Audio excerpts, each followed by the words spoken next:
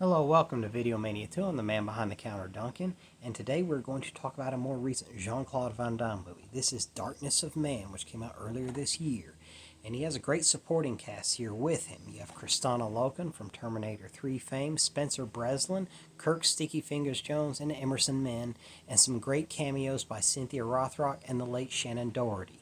Shannon Doherty unfortunately passed earlier this year. This may have been the last thing she filmed. It was directed by James Cullen Bressick. And upon first viewing, I was disappointed, honestly, because the trailers made it look like this gritty action movie. You know, just car chases and shootouts and fights just nonstop. And that's not the case. This is a noir movie. And I wasn't expecting that. When I first, was watching the first couple of minutes, I'm like, this looks like a noir movie. And it really is. Here, Van Damme's character is Russell Hatch, an ex-Interpol agent with a substance abuse problem, and he's made a lot of mistakes in his life. But there's an informant that he's close to that he meets with at a diner, and she says she's in danger, and if I don't make it, please look after my boy. Keep him on the right track. So he promises to do that, and that's his driving motivation throughout this story. He's not the greatest guy ever, but he does have something to keep him going and keep him living. So it goes to a couple years later. He's staying at an extended stay motel, which is perfect for this story. And he has kind of an on-again, off-again girlfriend played by Kristanna Loken, and he has a drug dealer neighbor played by Spencer Breslin.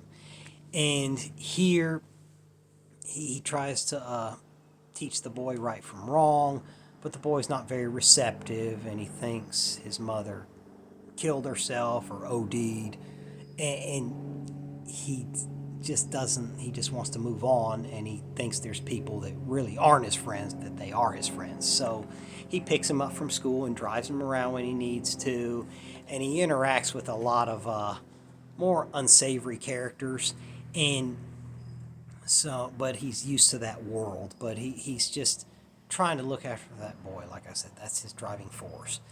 But what I like here, what James Cullen Bressick did upon the second viewing, when I realized it's a noir movie, they obviously had a limited budget, but the music works, the lighting works, the production design works. Russell Hatch drives this 1973 Plymouth Duster. That's a nice touch for this story. And when the action does come, it does count.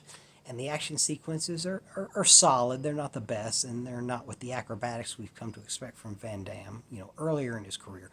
But I think that was appropriate at this point in his career, because he did another movie after this one called Kill 'Em All 2, and I didn't like it at all because for a lot of reasons. Maybe I'll review it in the future. But there's this one scene where the character does this giant acrobatic move that he doesn't do it in the rest of the story. I'm like, that's a double, and it just takes you right out of it. Here, they don't do that. They shoot the action sequences in innovative ways, like the boy and Spencer Breslin's character, the drug dealer, they're in a car with him, and he has to fight some unsavory characters, and it's shot from their perspective inside the car, so you see little bits here and there, but that really works, and it doesn't take you out of the story at all. It was quite innovative, and that's one thing with a smaller budget. You have to do that. So they make the most of their budget here. And this is that age-old thing of the expectations. Like that trailer set it up. I'm like, wow, Van Damme is back. And here it's much different. But I got to give him credit where credit's due.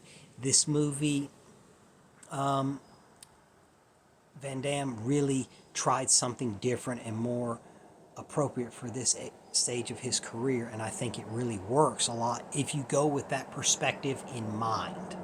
So the supporting cast here, some are great, some aren't. The acting and dialogue at times can be a little uneven, and the story does have flaws. So is this Jean-Claude Van Damme's best movie? Certainly not. Is this the best noir movie? A genre I actually like a lot.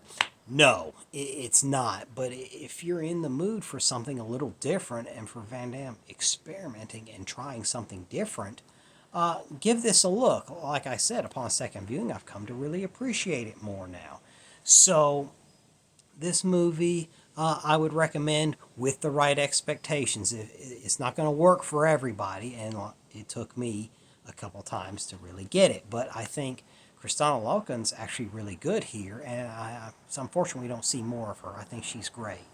But with all the touches here and the limited budget they have, they make it work overall for the most part. So, like I said, I got to tip my hat to Van Damme for really trying to do something different here. So, let me know in the comments, have you seen it? Did it disappoint you? Any of those things? What are some of your Van Damme favorites from the past?